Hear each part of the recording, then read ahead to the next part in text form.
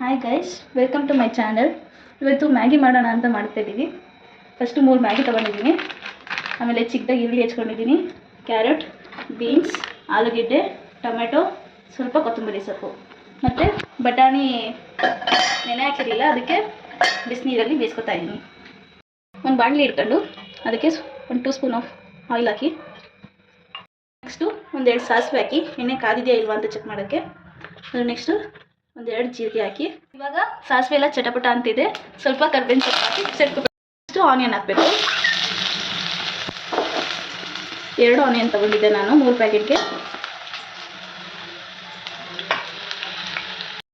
Onion brown colour ಆಗೋ ಥರ ಈ ಥರ ಮಾಡಬೇಕು. ನೆಕ್ಸ್ಟು ಟೊಮೆಟೊ ಹಾಕಬೇಕು. ಅದು ಜಾಸ್ತಿ ಏನು ಬೇಯೋದು ಬೇಡ, ಸ್ವಲ್ಪ ಬೇಯಿಸ್ಕೊಂಡ್ರೆ ಸಾಕು.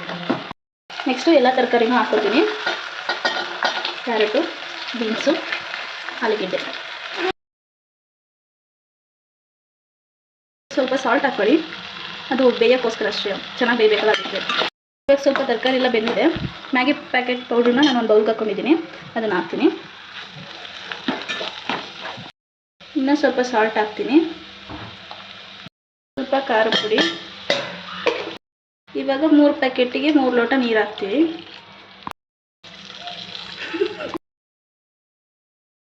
ಹಾಕ್ತಾಯಿದ್ದೀನಿ. ಇದೆಲ್ಲ ಸ್ವಲ್ಪ ಬೇಯಕ್ಕೆ ಬಿಡಬೇಕು, 1 2 ಮಿನಿಟ್ಸ್ ಬೇಯಕ್ಕೆ ಬಿಡೋಣ. ಇವಾಗ ನೋಡಿ ಚೆನ್ನಾಗಿ ಕುದೀತಾ ಇದೆ, ಇದಕ್ಕೆ ಸ್ವಲ್ಪ ಕೊತ್ತಂಬರಿ ಸೊಪ್ಪು ಹಾಕ್ತೀನಿ. ಅಷ್ಟು ಮ್ಯಾಗಿ ಹಾಕ್ತೀನಿ, ಇದಕ್ಕೆ 3 ಮ್ಯಾಗಿ ಹೊತ್ತು ಆಡಿಸ್ಬಿಟ್ಟು ಇನ್ನೊಂದು ಸ್ವಲ್ಪ ಹೊತ್ತು ಇದನ್ನು ಮುಚ್ಚಿ ಬೇಯಕ್ಕೆ ಇಟ್ಬಿಡಿ. ಚೆನ್ನಾಗಿ ಬೆಂದಿದೆ.